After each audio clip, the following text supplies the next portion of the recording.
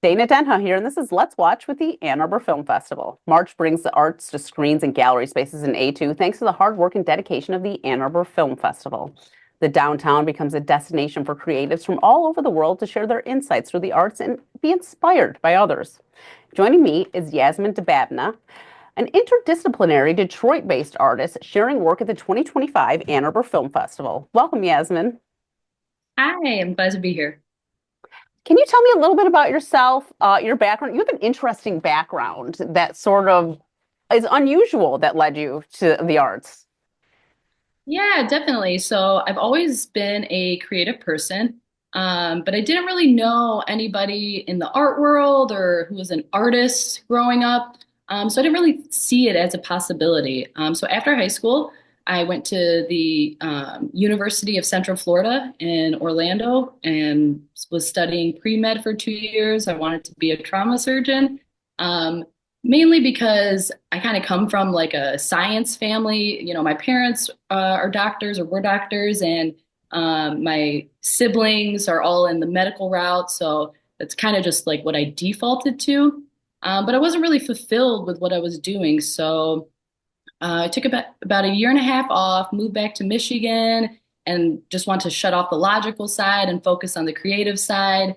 And I actually went to film school for a year and was in the film world for a couple of years, doing mainly acting and art direction. And then I, again, wasn't super fulfilled doing that. So I went to the College for Creative Studies in Detroit and was going there for painting and drawing. And then I saw that they had a glass blowing studio. And as soon as I took my first glass class, that was it. It was over. I was hooked. That's awesome. I mean, it's actually really hard to find your passion in life. I think like younger people don't realize how hard it really is until you get to that spot in your life where you have to make decisions about what's going to happen. And sometimes the decisions have to change. Definitely, definitely. I'm a huge explorer. So, were you originally from Michigan then? No, actually, I was born in Illinois. I moved to Michigan when I was around 9 years old, and I've mainly been living in Michigan my whole life. Okay, so you have ties. Yeah. Yeah, definitely, definitely huge ties to Detroit and Flint area. So, what did your family think when you were like, yeah, you know what? I'm not going to be a trauma surgeon. Actually, I lucked out with my family. I have a super supportive family, so they've always been behind me. They have always believed in me, and I've always been creative, so they had no doubts that that it was the right move for me. Well, it's interesting because when I was like looking into you and like learning about you, I feel like that science background really does play a deep part in the art you create. Definitely, yeah. I feel like it's kind of come full circle, not only in the science, but the film too, because I did go to film school for a bit and was in that realm for a while. So as far as the science goes, I feel like my approach is very scientific. When I'm creating things, I just feel like I love to explore different materials and different processes, and I'm just a really curious person, and um, I feel like conceptually as well, all of my work deals with science in some way, mostly quantum physics, so not really biomedical, which is what I was studying. I'm really interested in quantum physics because I feel like it's the best way to kind of explain the nature of reality, which is something I'm super passionate about. And I'm just kind of always trying to find ways to materialize these complex ideas. Can sort of explain your idea of what or the reality of what you're talking about? Like, is it like energy and where energy goes? Definitely. So there's a specific term in quantum physics called quantum entanglement, and it talks about two particles that are on opposite ends of the world. And as soon as you affect one particle, the other particle is affected at the exact same time in the exact same way. And so this is a very basic explaining of this Well, I think theory. that's the way you kind of have to go about it. Right. Okay. Yeah. So this idea of, one particle affecting another particle that are not in the same spatial locations, I like to think of it as our thoughts are particles too. And so our thoughts can affect our physical reality and our thoughts can affect other people.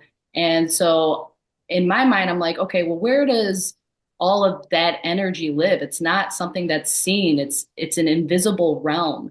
And so I'm really fascinated by this idea of like, how do you turn something that's invisible and make it visible? And so I'm always trying to kind of map out this invisible realm or trying to materialize something that is unseen. Yeah, your work is almost surreal in a way when you look at it. Like some of the stuff you sent me, I was like, I don't even understand how she made this. Yeah, I do like to sometimes think of myself as like a magician. I feel like most of my work, I don't really have a plan or design, and anytime I do have a plan or design, the end product just kind of inevitably changes throughout the process. I just really love working intuitively and kind of having like this conversation with the materials and trying to see what the piece wants to become. I feel like because I am so curious and I explore different materials and different processes, I'm able to find really interesting moments that happen. Like, for example, like even something simple, like the way that a shadow moves on like a three-dimensional form is just so fascinating to me. And so when I discover these like little moments or natural phenomena, I'm trying to find ways to create work that highlights or enhances these moments so that my curiosity can kind of extend to the viewer, if that makes any sense. Yeah, you're an observer and you're making little observations that you have into this clearer thing that people will all see. Yeah, Because I can definitely. completely relate to some of the stuff you're saying about like watching a shadow move or like just being like almost entranced by something. Like you're like, I've been staring at this happening on the ceiling for like 5 full minutes and not Right. even like really knowing that you're doing it. And then Yeah. you're taking that idea and making it into something that's really going to blow people away visually. Yeah, that's really neat. Like I said, some of the stuff you're doing, I'm like, I don't even get it, but I Thank want you. to see it. I want to see it in Yeah, thank person, you. not just in a video. Yeah, a lot of times people think that it's AI or something like that, and I'm like, no, this is stuff you can see in person. I think that glass is like a huge assistant to me because the optical qualities of glass itself are just so mesmerizing. And I think that's why I fell in love with glass. And so when you add light and glass and shadows and video projections, I mean, you can just create a whole world of just amazing little moments. And that's what I'm always fascinated by. Tell me about how this working glass started. I mean, is it really sort of simplistic at the beginning and then you just sort of soar with it and just create whatever? Yeah, so when I first took my glass classes, my glass blowing classes, it was a lot of just technical, just learning how to work with the material and how to use the tools because in the type of glass work that I do mainly, it's kind of like a dance. You got to learn the dance steps and it's a lot of muscle memory and it's really weird, and motor skills, I guess, hand motor skills that you have to build up. So I feel like the first couple of years was me just trying to figure the material out and work with it. And then I started to think conceptually, okay, well, how can I like what am I passionate about? How can I start to create things that have like a deeper meaning rather than just, a cup. Yeah. um, and, yeah, and I just feel like it just kind of snowballed from there, that idea of just like, well, what else? What more could it be? And then I started messing around with lights and glass and video projection and glass. And then actually the COVID lockdown is really what kind of transformed my art practice. During the lockdown, we got kicked out of the studios. I was going to school at the time, College for Creative Studies. And so we got kicked out of the studios and all of my stuff was there. So all I had at home was, a couple of random, test pieces and I had a projector And I was literally just laying on the couch in the dark, super depressed. And the way that the light was shining through the blinds onto this form started to distort these perfectly straight lines into this pattern. And then as I was moving the form, the pattern started to change. I'm like, this is amazing. And so I had nothing else to do, right? We were locked down, nowhere to go. And so I just kept exploring that and looking for shadows and looking for light, and seeing how it would interact with my crafted objects. And I feel like that really transformed, well, how do I just, in every piece that I make, create like an experience? I didn't want to just be a static piece. I wanted it to be its own immersive or interactive experience within each piece. Do you feel like as you've gotten deeper into your art and this idea of, these specs or things coming together, energies, has that changed your outlook and made you think things differently? That's a good question. Yeah, I feel like it's deepened my spiritual connection to the universe. I feel like the more that I dive deep into creating work and asking questions as to why I'm making, or what does it mean, or what is this, it has really strengthened my connection. And I feel like for everybody, our personal perspectives kind of distort our realities. And that idea in and of itself was like, well, how do you take an idea of something and turn it into a physical object? And so I feel like that's what a lot of my work is I think of kind of these wild or existential or spiritual, questions about reality. And then how do you turn a question into something physical, tangible? So that's kind of what really drives me. Yeah, a lot of what I was looking into, I felt very spiritual looking into what you're doing and reading the way you talk about your work and stuff. And it almost is the way you think about spirituality sort of resonated with the way I feel about it as well. And I don't think That I it's love. always like that for people, because I do think like religion is such a big thing and God and all that stuff. But there's some of us out there that feel like there's more to it, but it don't feel like that's the path.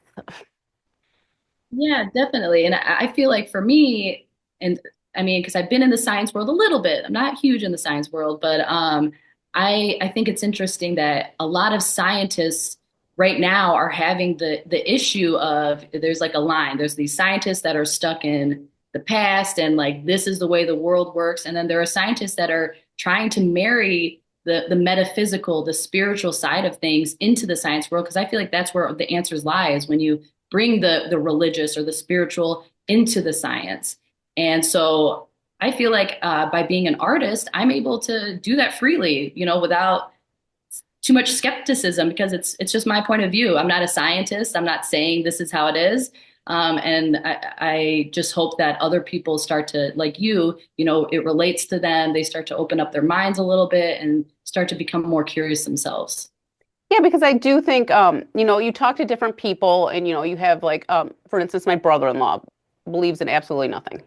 And I was like, I just can't live my life believing that that's it, that Yeah, we're doing right. this for nothing. Yeah, exactly, exactly. I like to think of it as I read it in a book recently. How was it put? That we are energy using matter for the expression of life, and that's what I like to kind of live my life based on. Yeah, I love that. I mean, like I said, everything you're saying, I completely get it. I totally get it, and I see it in your artwork. And your Thank artwork you. is exciting. It's really exciting. What you're doing is amazing. I love that. Thank you so much. Tell me a little bit about some of the other artwork that you do, and then we'll get into the stuff we'll see at this year's festival.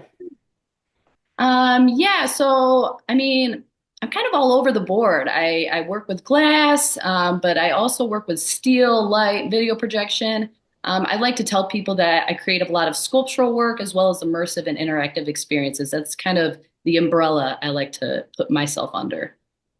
So when I was looking at your website, can you tell me what Yaya Land is? This is like you're trying to get it off its feet. Yeah, yeah, I love that. I love that. Yes.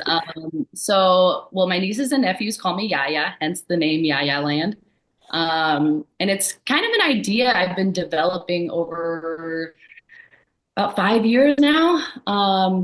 And basically, this idea came because this type of work that I make, I've just found it so difficult to find museums and galleries that are willing to show this work because most of the work you have to have all the lights off, and apparently that's a liability or something. So I was like, well, I don't want that to stop me from making the work that I want to make. That's not fair to me. So what can I do? Well, I know how to build things. I want to create the space. So Yaya Land, my idea for Yaya Land is to create the space where my sculptures and installations can live. So it's not just going to be like a plain white wall gallery space. The architecture is going to go along with this idea of, surrealism and I like to think of it as kind of like Salvador Dali's dreams meet Disneyland. I have kind of these wild ideas for underground tunnels and portals and just craziness, but also very minimal. So there's a there's a fine line I like to walk between where it's outlandish yet clean. I want to hang out in Yaya Land. Yeah. Let's watch a tease of the work that we'll see off the screen, Escape, at the Ann Arbor Art Center for the 2025 Film Festival.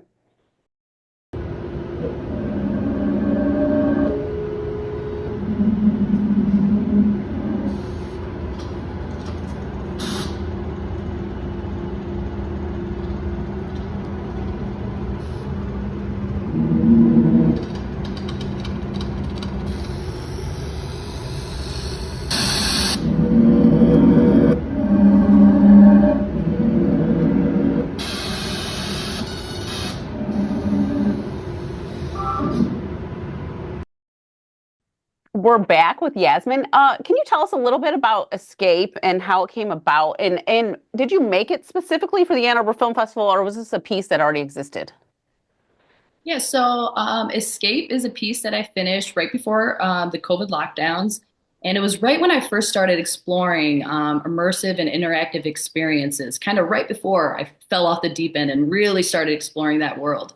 Like I said, I was just trying to find a way to create an experience within a sculpture.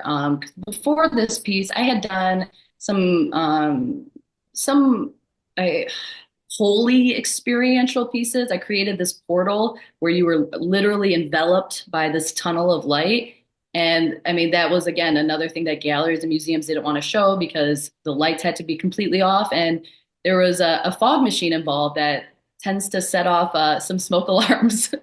So I was like, okay, well, I don't want to let go of this feeling that you get when you're immersed by something. So how do you put that into a piece? And I've been holding on to this TV since I was little. I mean, we used to take this TV on road trips, put it on a milk crate in the back of a car growing up, and my siblings and I would watch TV. Oh, So so it actually is a TV you use. That's awesome. So this is like a yeah, childhood memory. Yes. exactly. Yeah, I just kind of gutted it out and replaced the form on the front as glass and did some Arduino coding so that you can play with the buttons on the front of the TV that mess with Oh, the so light. it's immersive. You can touch the buttons and it does stuff. Yeah, it's interactive for sure. And so it's actually my first technically interactive piece. So, and I haven't been able to show it. This is the first time I've made this piece maybe 6 years ago, and this is the first time that I'm able to show it. And I'm so excited that,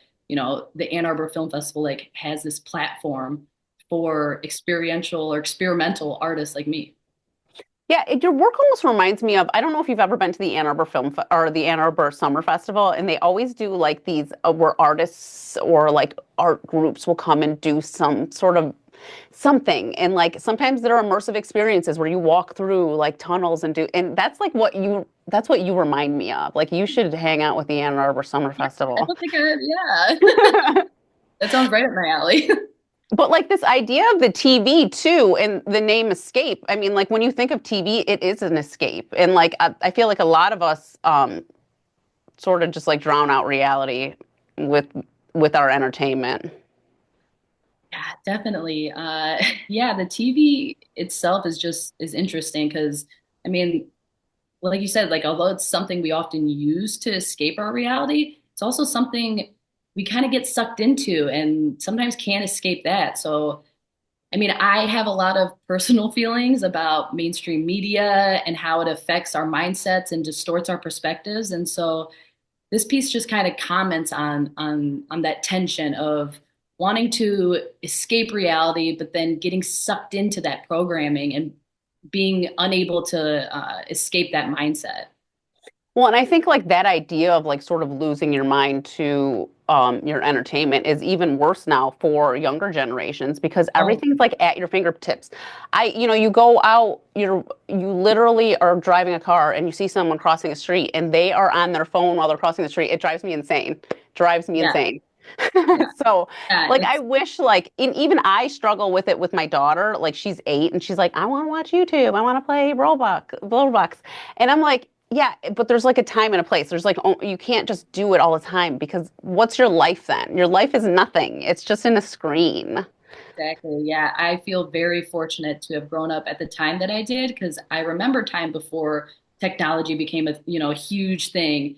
And I just missed the age of social media in high school, and I feel like that is just so detrimental to kids. I mean, like you already have enough self-esteem issues at that age, and this just kind of So, I mean, I don't know what's going to happen in the future with that, but I mean, I feel very lucky to have known life before. Yeah, I agree. I mean, I didn't have a Facebook, I didn't have until I was in college, and social media just doesn't mean a ton to me. Where like people that are a little younger than us, it just sort of became like an obsessive thing. Definitely.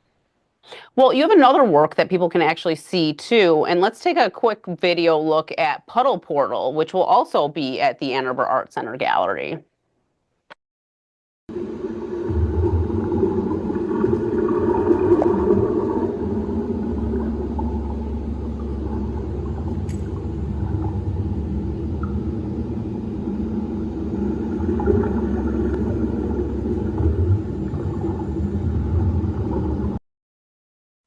We're back with Yasmin, and we just took a little glimpse at Portal, which literally, when I first watched this, I felt like I was watching a sci-fi movie. I Like, love like you had a potion or something. I don't know. It was. I love that so much. That's the goal.